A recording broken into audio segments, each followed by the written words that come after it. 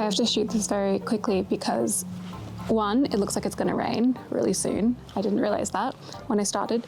And two, this lemon tree behind me is infested with orange stink bugs, and I'm scared of them because I was reading how to get rid of them, and apparently they spray caustic acid. So that's cool.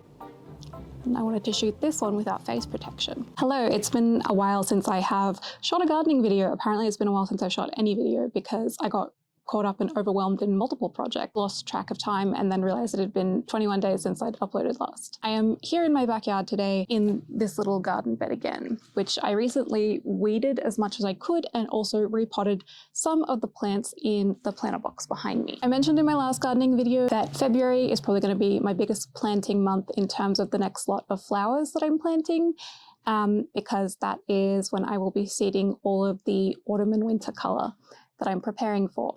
And the plan for this garden bed is to turn it into another pollinator garden because I've been loving all of the pollinators in my front yard and I want to extend that, and also I think I'm running out of room in the front yard. So it's also partially because I built this planter box with the idea that it would be like cat TV for my cats, and that is working. Since the stink bugs moved in to the lemon tree, the cats have really been loving watching them fly around here. But my goal is to invite home some less terrifying insects, so maybe some native bees and butterflies would be nice. In a cool twist of fate, this backyard is home to one enormous blue-tongue lizard and probably 6 million teeny tiny lizards, so the cats have also been enjoying watching that. And I started a compost heap, which is cool. So I've already done a little bit of planting in this bed so far, building the border of this garden. I think that I am probably going to work with similar colors, which is, well, it is technically an explosion of rainbow, but ultimately, like, it's a lot of pink and purple, and then whatever goes with that as well. My main goal here, I think, is to start working on planning out the spacing for the perennials. And what I'm thinking is, earlier in the summer, I took some cuttings of this really pretty pink rose bush that I have out the front, and they've done really well in these pots. These don't grow very high, or at least the one at the front hasn't grown particularly high. I don't think they get over 1 meter tall. So that gives me a lot of room behind the roses to do some taller plants kind of closer to the wall. And what I'm thinking back there, potentially something like a clematis between the two windows here, a foxglove in front of that, and then the roses. Noting that foxgloves do kind of grow a little prolifically, they spread a lot of seed, which is something that I have noticed in our front yard. But they do attract pollinators, which is cool. And then littered about that, obviously a lot of different structure. I'm really enjoying the butterfly bushes that I put at the front, and I want more kind of firework style structures like that, filling out the thicker plants. So in this video, what I want to do is head inside into my kitchen and start some indoor seedlings. And at some point this week, I'm going to have to come out here with like a protective visor and a ghillie suit or something so that I can start getting rid of these stink bugs, because they are absolutely destroying my lemon tree. Oh, I can see them. I'm scared. So let's head inside and do some seed starting.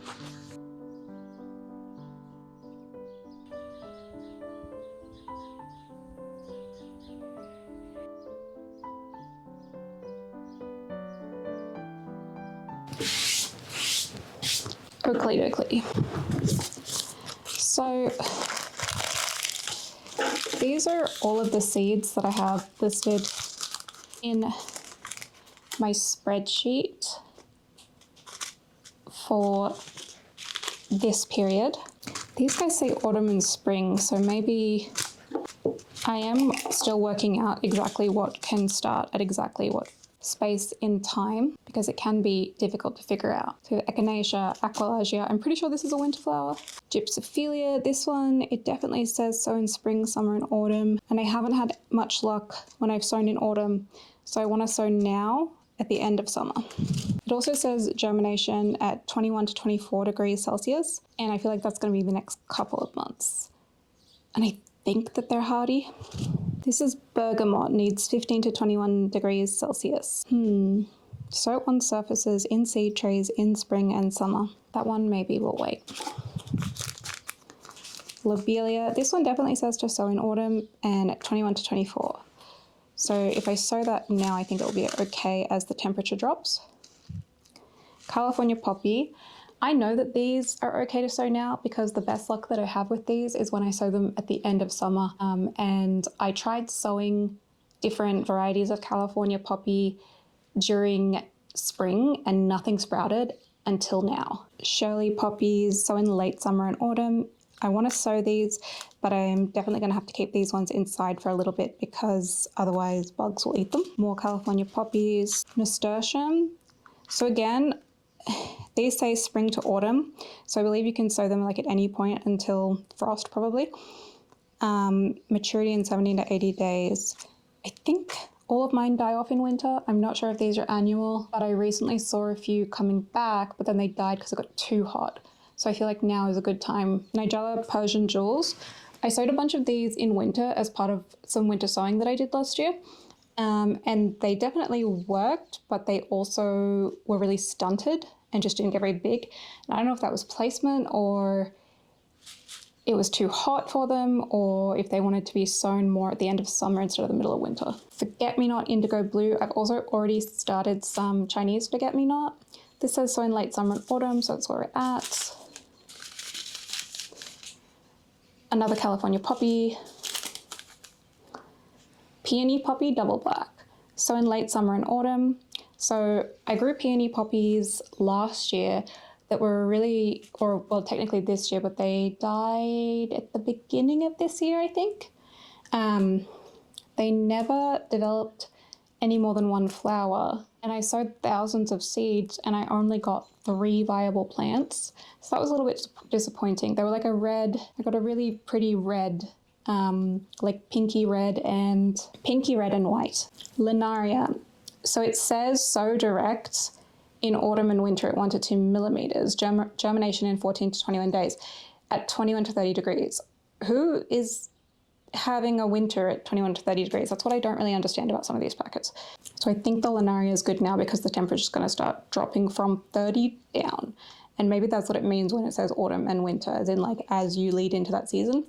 That is how I've set up my planting spreadsheet for now. So, and then these are mini sugar pumpkins that I saved from my garden last year, which I'm thinking of growing in some other spots out the back because I need a little bit of cover crop.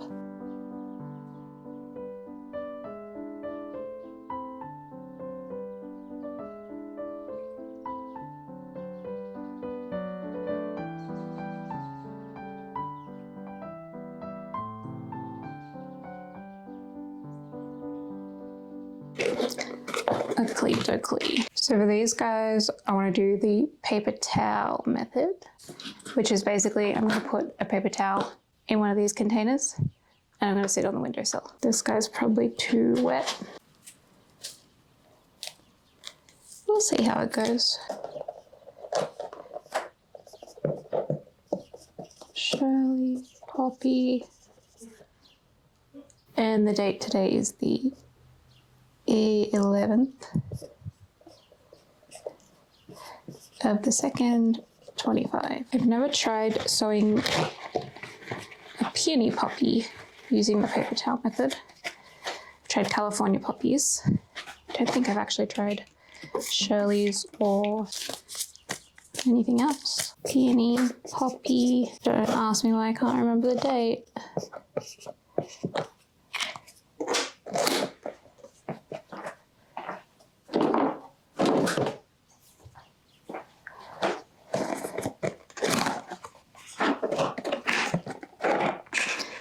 Okay, and then here, gypsophilia.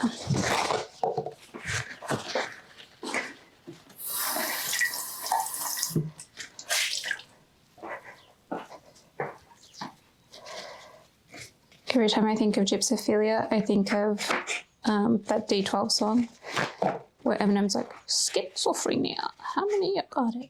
How many motherfuckers can see your psychotic? When you end up spending a G in the vending machine, you got the munchies. Look at you, junk food junkie, potato chips and lunch meat. And how much more gypsophilia do I have?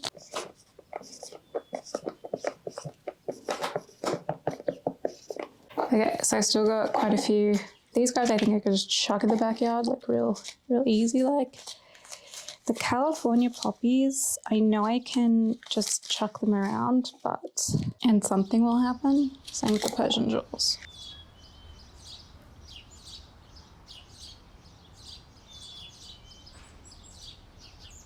Welcome to my 5-day update on my gypsophilia and the poppies that I seeded using the paper towel method on, I think it was Monday, on the 11th. Not gonna lie, results are kind of crazy.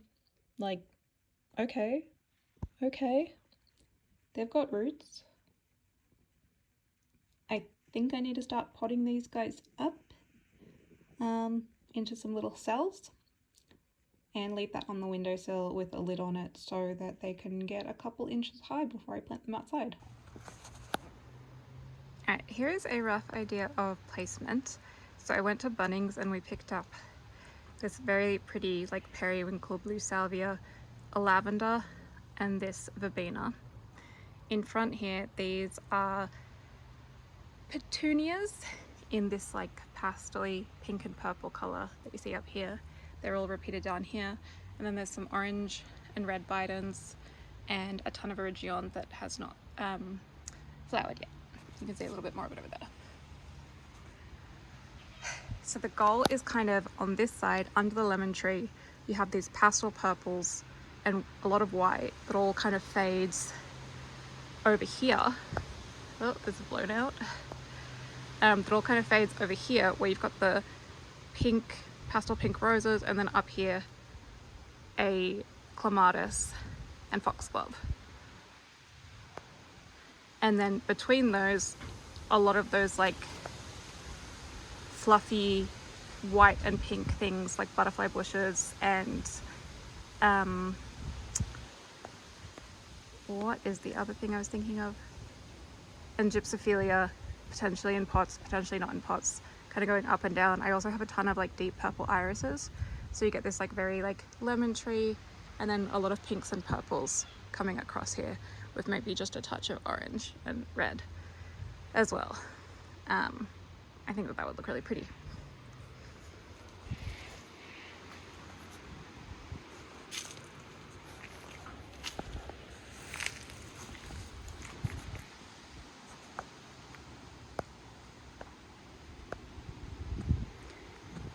But I do think that I need to trim the bottom of this lemon tree to make that work. Also, I do wonder if maybe I should actually put the sage over in this corner. We'll see. It might look better in the sage and lavender. The sage at the back is the tallest, then the lavender, and then the verbena rather than in there. And that would get more sun too. I think I'll go over there. I was looking at some information online about the paper towel method, and I read that it actually tends to germinate your seeds faster because the paper towels create like the perfect conditions for seeds to germinate, so you can get seeds in a matter of days as opposed to a matter of weeks. And that seems to be what happened with these, so I'm very, very happy about that. I have a couple of plans to start adding a little bit of extra height into my garden by raising pots up on some rocks, which is something that I've started doing. I want to do in the back garden, and I've done it a little bit in the front, and then adding these big sprays of stuff like gypsophilia and poppies and like trailing plants and stuff like that, so that those trailing plants or ground cover plants can have a little bit, how do you say, like are a little bit more visual. You can see them a little bit more generally, like in a way that you can't always. And yes, this is the 17th time that I've reorganized my craft room, and that's why it's a mess. But that is it for this week's video. I hope you've enjoyed my makeup free face. I've been tired. I'll be back next week with another home decor video, and then I'm going to get back into some crafting videos.